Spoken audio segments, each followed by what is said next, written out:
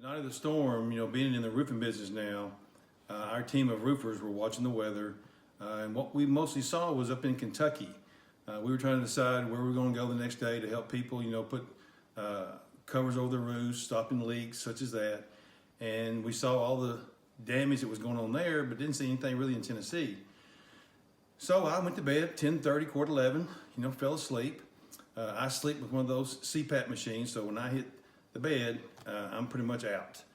Never wake up until maybe 3, 4 o'clock in the morning. But this particular night at 12:30, I woke up, was wide awake, my feet hit the floor, put on my house coat, walked into the living room, turned on the TV. And as soon as I turned on that television, the weatherman said, if you're in Mount Juliet, take cover. For the alerts in Mount Juliet went off, the alarm on my phone went off. So I ran to the bedroom, I got Pam, I said, come on, there's a tornado. We go downstairs, we have a very good basement downstairs.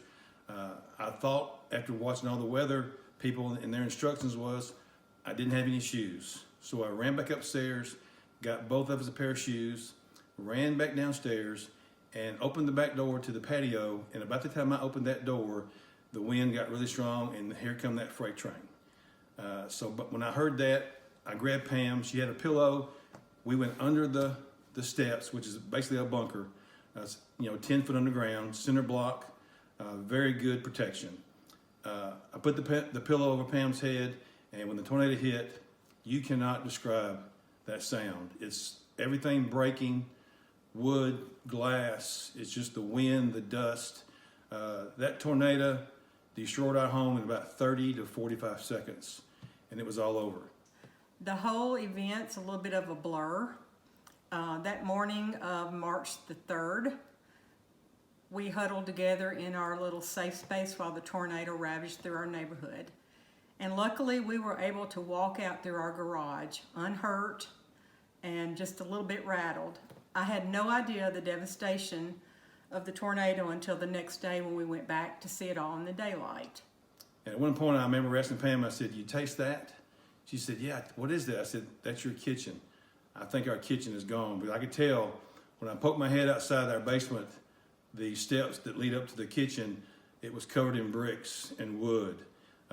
The back door that I had opened up previously, the deck now was on top of our little car and smashed our car. So the only opening we had was through the garage.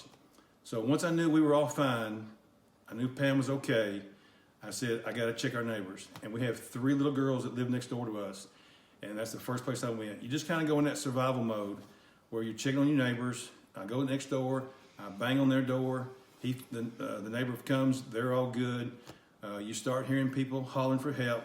So as a neighbor, you do what you're supposed to do. You just go help your neighbors. I know God woke me up. I know God saved us. There's no doubt in my mind about that. So I'm just thankful to be here. And for me, the hardest part of this is not losing the house, not losing the cars. That stuff doesn't matter. All that can be replaced. The most rewarding thing for me through this whole ordeal is the help and the friends and family that have come to help us. All my life I've been a helper and I've tried to help other people. It's hard to receive it, and that's been the hardest for me. But I just want to thank everybody who has helped us get through this. We still have a long road to rebuild our house. Right now the house is a hole in the ground. We've got it all dug out, so we're ready to start building. Hopefully in a few weeks we'll build a foundation. But now that's our mission, to get our home put back together and invite all the people that helped us come over to celebrate. I've heard the term tornado victims a lot, but I like to think that we're survivors, not victims. I feel like God spared us for a purpose. We can't hold on to our possessions too tight. As an accountant, I think in the terms of T accounts.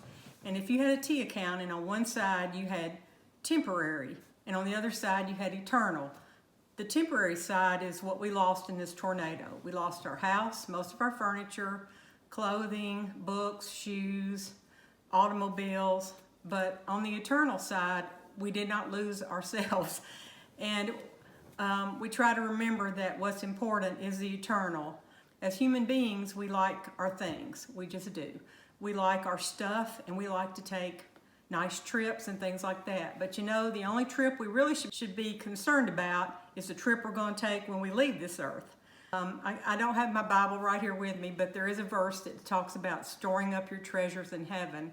And that's one of the things this tornado has taught me, that don't hold on to this earthly stuff because it will rust or moths will eat it. And store your treasures in heaven, because where your treasures are, there your heart is also.